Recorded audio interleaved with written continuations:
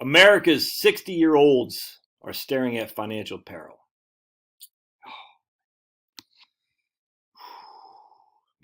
I don't know what to tell you. You're not going to be able to retire. From the Wall Street Journal just the other day, from John Camp. Who is old John Camp? Well, we'll read that later. Here's Shauna Staples. Shauna Sharps is her name. She turned 60 years old, and she expects to keep working at least for the next decade. Okay, so you work until you're 70. Is that the worst thing ever happened? Okay. She doesn't travel and grows much of her own food at her home in western Washington state, where there's no income tax, by the way. The payroll manager for a local Native American tribal authority has meager savings and expects she'll have to keep working for at least the next decade. Part of her challenge, so she has to work until she's 70, she's thinking. Okay, and she's a payroll manager. She's not digging ditches. Part of her challenge is she turns 60 in January, putting her at the tail end of the baby boomer generation or whatever. The most important thing right now are a place to live indoors, water, and food. All right, and think about how I'm going to provide that for myself from now until I drop dead. Well, you're going to provide that for yourself because you have the place to live, water, and food. Okay, she only has $3,000 in retirement account. So let's keep looking, though. Let's keep looking at Shauna. We're going to see what else is going on with Shauna here. We're going to go down here.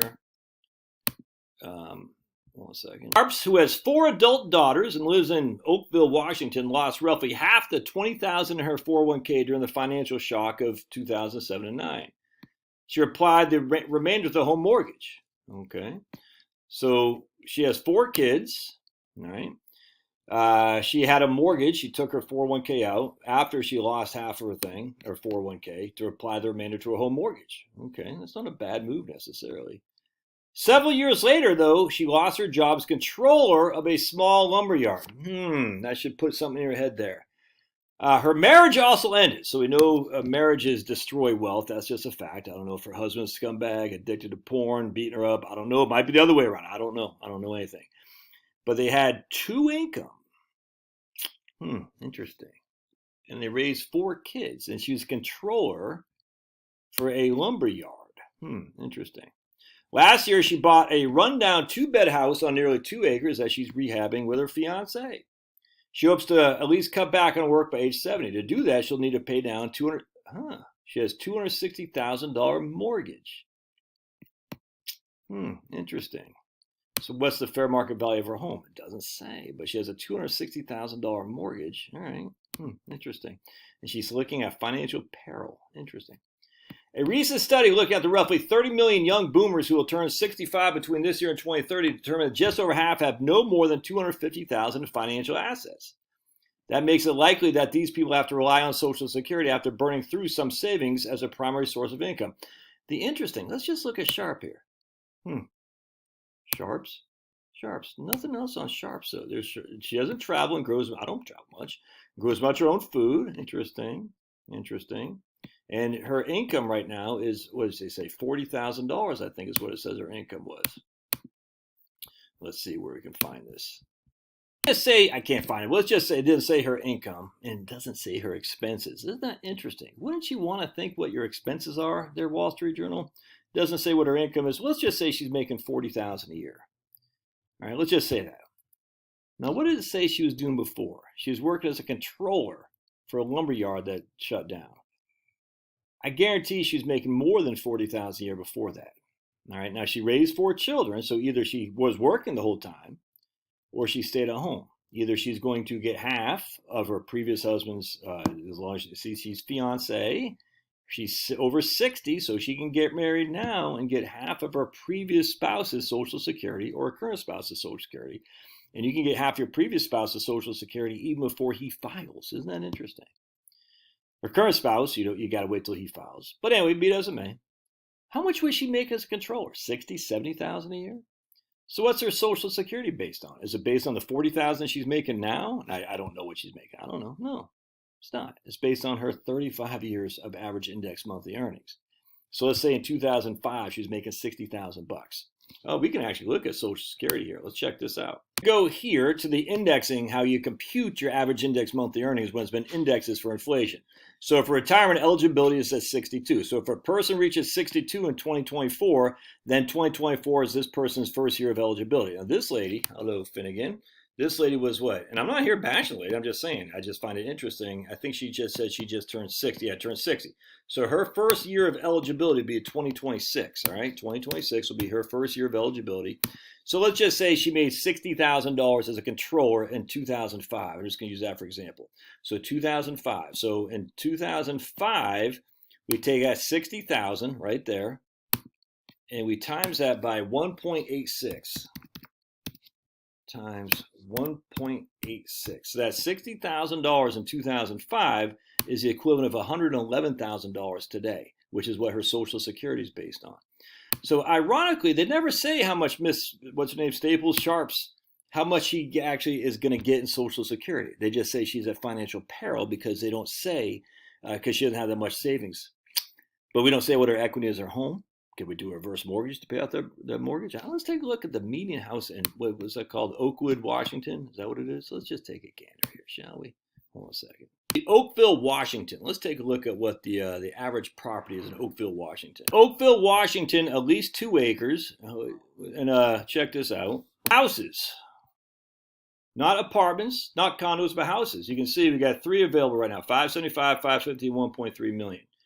So here's a 2-bed, 2-bath house, 1,600 square foot in Oak, whatever this place is called. What's the place? Oakville, Washington. So she could take a reverse mortgage and pay all this sucker. Probably pretty doggone close. Maybe not 100%, but you know, she might have to wait a couple years. But pretty, look at that. That's a beautiful looking place.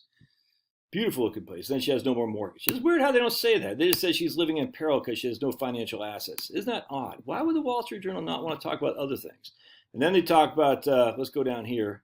It's just weird. It's just weird. What's her expenses? Oh, we don't know. What's her assets? We don't know. We just know she only has $3,000. Well, she raised 4 kids, for heaven's sake, dude. I mean, she also has a survivor benefit on her ex-husband, or survivor benefit on her fiance. So stupid. Let's check this other lady out. Barbara Tarallo, something like that. She lost her job with a software company in 2009, but she was also finding other work with the job she has now. But she had to pay roughly half of her prior salary. So she was making $45,000 now. So if she was making $90,000 back in 2007 and 9, so we'll say back then, and this is her first year of eligibility because she just turned 62. So her indexing factor for, we'll say 2006, she's making $90,000 is 1.65. So we say, okay, so we have $90,000. Yeah, times 1.65. All right. So she had 148,000 of today's benefits in Social Security. And that would be one of her top 35. So her Social Security is going to be pretty good. That's just a fact. And so it's weird though. They said, well, she's only making $45,000 now in Pelham, New Hampshire. I don't know where that is, but look at this. She hasn't been able to contribute to her retirement account due to another major life event, a traumatic brain injury her husband suffered about a year ago after she switched to the lower paying job. So she was getting a higher paying job up until she lost her job. But weird, she's able to find other work, a job she still has now during marketing work for another software company, but roughly half her salary. She still makes $45,000 a year today while working from home. But then it says right here, Tom, right here. So Tom suffered a major dramatic brain injury her husband suffered about a year after she switched to the lower paying job. So we'll just say in 2010. The couple lost his higher salary and had to move homes to accommodate his wheelchair. They pay their mortgage and other household expenses from her salary, modest disability benefits. Well, he can get certainly his full retirement age Social Security, and that'd probably be well in the $2,500 to $3,000. I don't know. I'm not saying it's cheap, but it's a whole lot different looking at Peril. So she asked Karen, look, I don't have any hesitation saying that sucks, dude. It sucks. He had a traumatic brain injury, and he's only going to get his disability. Hopefully he has some other disability too from his work, but he's going to get Social Security disability, and he's on Medicare.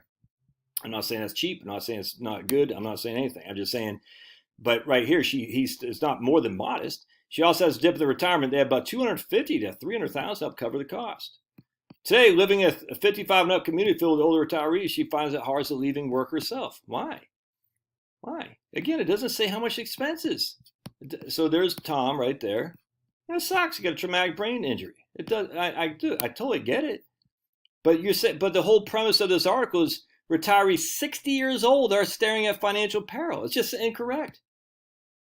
A recent study by the nonpartisan EBRI suggests that people are overly optimistic of how long they can remain on the channel, whatever. Social Security can provide a financial backstop for many older Americans because benefit of Social Security was never intended to be your full retirement. Guess what? There was no full retirement back when Social Security came out, you friggin' people. Not you guys, not my people, just these idiots. Social Security was never provided to be the full thing. No one had retirement back then. They had pensions. You're just wrong. This is just silly. They're just wrong. And why they let's see how many comments there are here. Yeah, 2,000 comments. Why do they do this? This is the Wall Street Journal. Why are you doing that? America's 6 years old staring at financial peril. Look, I nothing but respect for Barbara Peril or whatever her name is, having to take care of her husband brain surgery. How many times does that actually happen? Not the overall 60 years old facing financial peril. It's just stupid to say that, even imply that could happen to you. It's just not. And then this other lady here, what's her name? Sharps. Yeah, this lady right here. We have no clue what her home equity is. We have no clue we just know she has $3,000 in savings. We have no clue what her expenses are, what her Social Security is. We have none. Isn't that an important part? Yeah, I think so. I guarantee you, though, they're going to sit here in the comments. It's Trump's fault. It's Biden's fault. Dude, I'm just sitting there thinking, wouldn't we want to know the other side of the story before we start saying people are in financial peril? You would think. But then what would I be doing? If everyone already knew this, I would have no video, no YouTube channel. No. Love your thoughts. God bless. We'll see ya.